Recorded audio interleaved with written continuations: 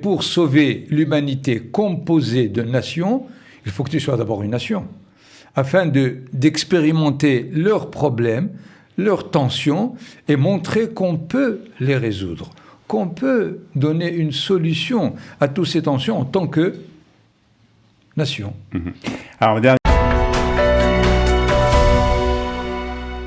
que faire après la sortie d'Égypte ? Nous venons de raconter le soir du Seder l'événement de la sortie d'Égypte, mais que s'est-il passé après ?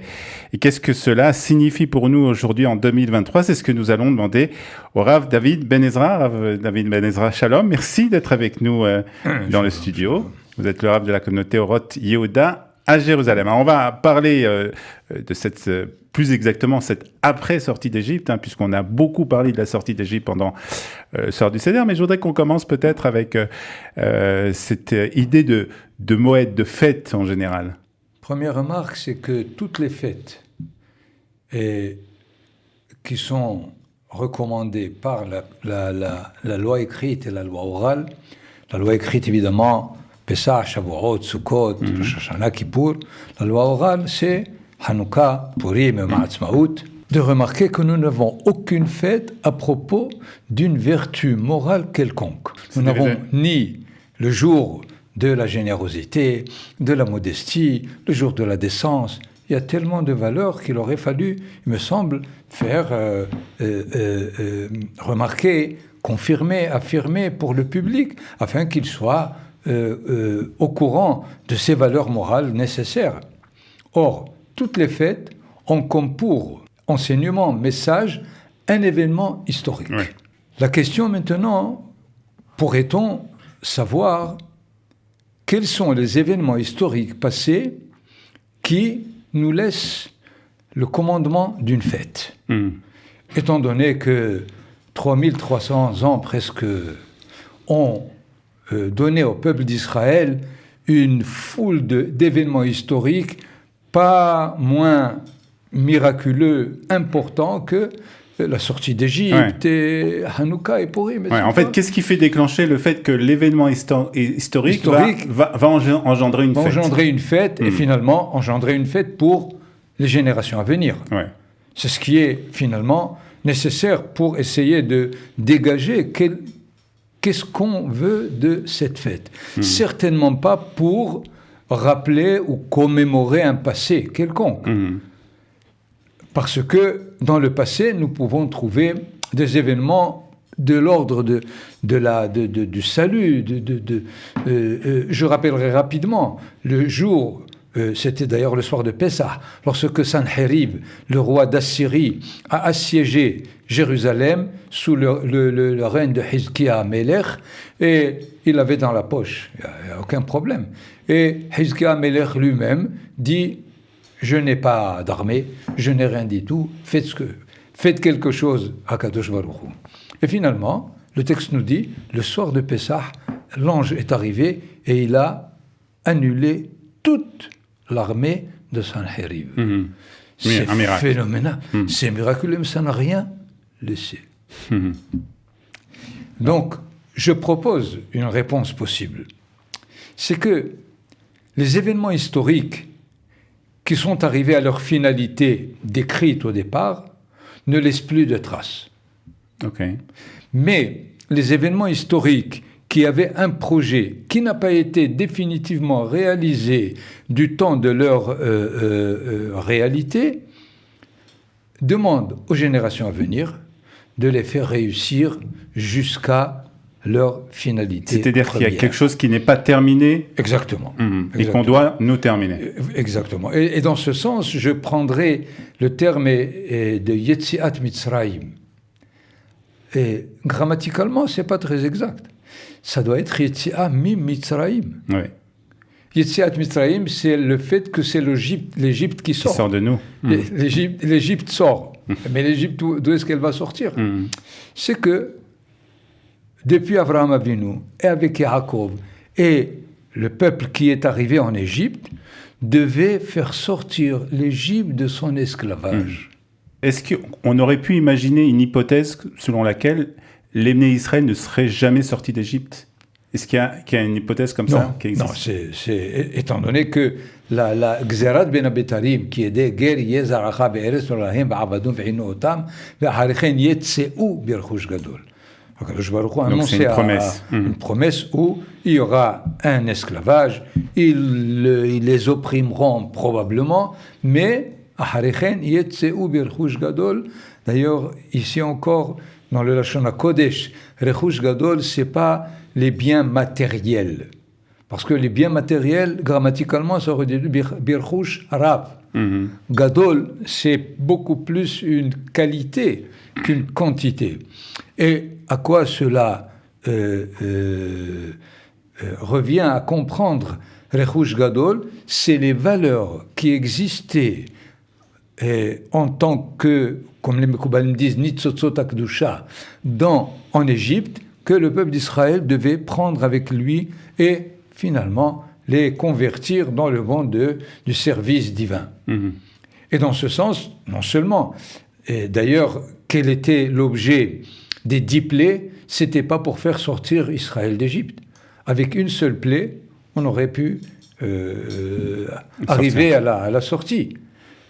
Dans le sens littéral de toutes les plaies, les 9 essentiellement, c'était afin d'enseigner à Paro et à l'Égypte qu'il y avait un Dieu qui n'était pas les idoles et les dieux qu'ils servaient, et c'est lui le maître, et c'est lui qui supervise les actes, etc., etc., comme chaque plaie voulait avancer dans cet enseignement, dans ce message pour l'Égypte, mais l'Égypte n'a pas réagi. Partiellement, puisque, je crois, dans la plaie du barad, de la grêle, Paro dit Adonai Hatzadik Vahani Ve'ami Hareshaim. Il a reconnu partiellement, puisqu'il a regretté après, finalement. Mais nous voyons que l'objectif était de faire sortir l'Égypte de cet asservissement. Alors justement, on parle de faire sortir l'Égypte d'Ebné Israël, ou tout simplement du peuple d'Israël. Mais d'abord, avant de faire sortir l'Égypte, on a l'impression que tout a été calculé, en fait. C'est-à-dire que on est rentré en esclavage pour, quelque part, avoir justement cette sortie d'Égypte. Oui, bien sûr. C'était quelque chose qu'on était obligé de passer par cette étape, quelque part? Absolument, bien sûr. On était obligé de passer parce que, et il faudrait à la limite maintenant presque reprendre, depuis la création, l'histoire des événements qui décrivent un échec total de l'humanité, à travers le déluge, la tour de Babel, et l'étape la plus finale de cette décadence, c'était l'Égypte. D'accord. Qui était en même temps la puissance mondiale du temps.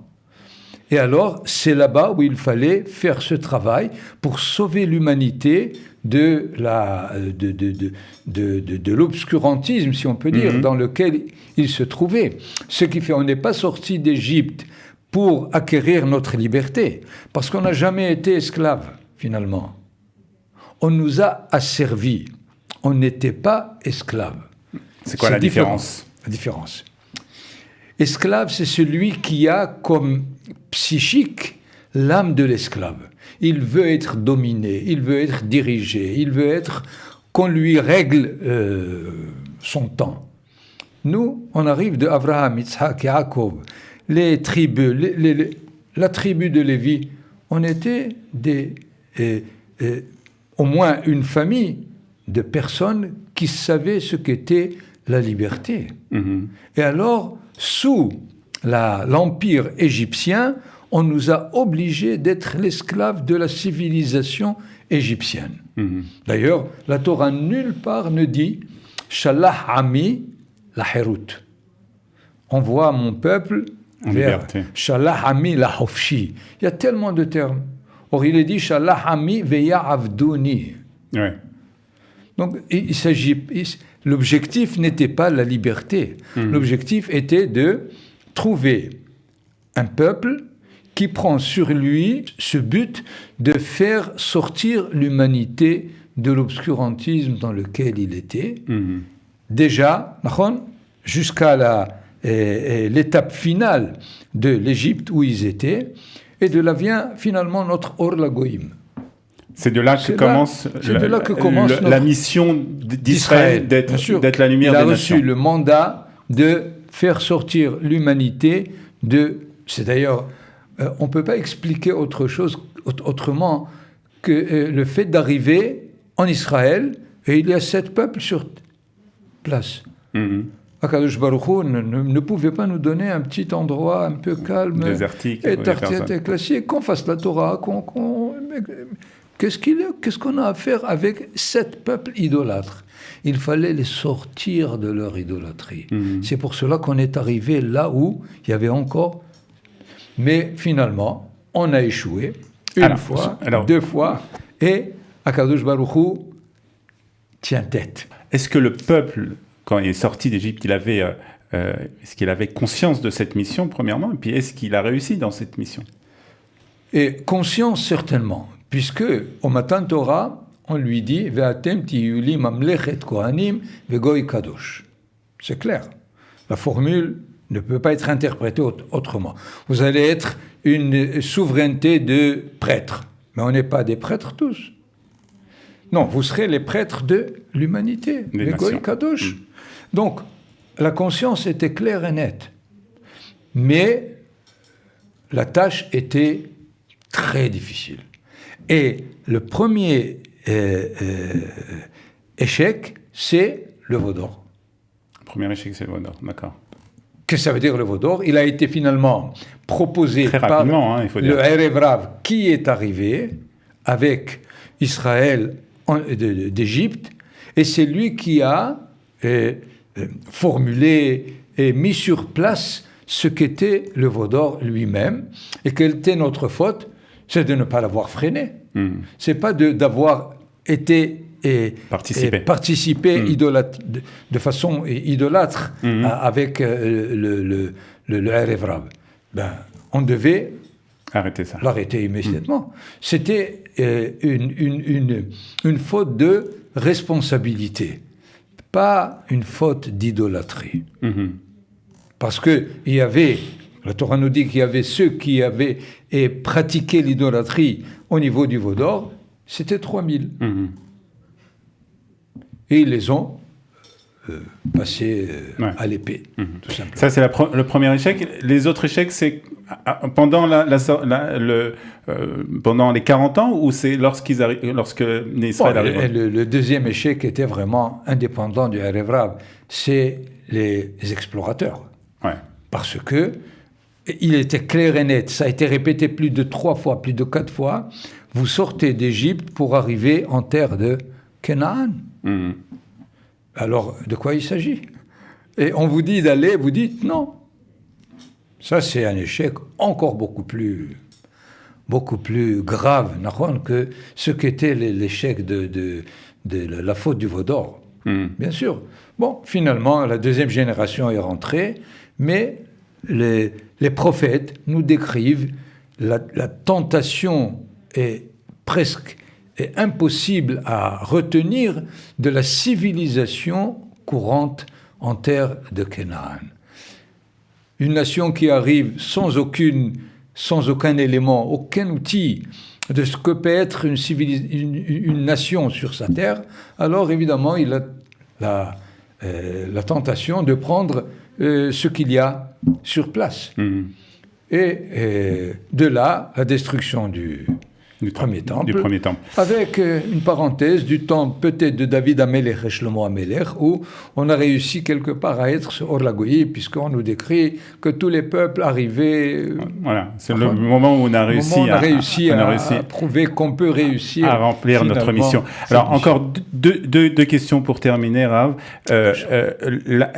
Le premier objectif, en tout cas, l'objectif principal de la sortie d'Égypte, c'était d'arriver en Canaan, en Eretz Israël. Et quel était le don de la Torah dans tout ça? Le don de la Torah, c'était comme dirait Manitou Zechet Tzadik Livracha, c'est la charte avec laquelle on rentre pour accomplir notre mission. Notre mission. Il s'agit de savoir qu'est-ce qu'on fait en tant que peuple d'Israël pour la réussir. Et il fallait rentrer avec ça. Mais avant d'être une nation, on n'était pas du tout appelé à. Parce que il faut bien comprendre là aussi le fait que la Torah demande qu'on soit une nation et pas un ensemble de personnes justes, de personnes vertueuses, de tout ce qu'on peut imaginer comme grande valeur. D'ailleurs, chez les Goïm, il y en a. Hassidé Umot Haolam. Ils ne font pas la Torah. Et pourtant, on les appelle Hassidé Umot Haolam. Donc, pour être vertueux, tu n'as pas besoin de Torah. Mais pour sauver l'humanité composée de nations, il faut que tu sois d'abord une nation, afin d'expérimenter leurs problèmes, leurs tensions, et montrer qu'on peut les résoudre, qu'on peut donner une solution à toutes ces tensions en tant que nation. Alors, dernière question, mais ça mériterait, je suppose, vraiment peut-être une émission entière. Qu'est-ce qu'aujourd'hui cette sortie d'Égypte veut dire pour nous et comment on doit l'interpréter? Qu'est-ce qu'on doit faire avec ça aujourd'hui? Écoutez, je donnerai mon avis tout simplement. Et il est ouvert à tout celui qui veut critiquer ou proposer autre chose.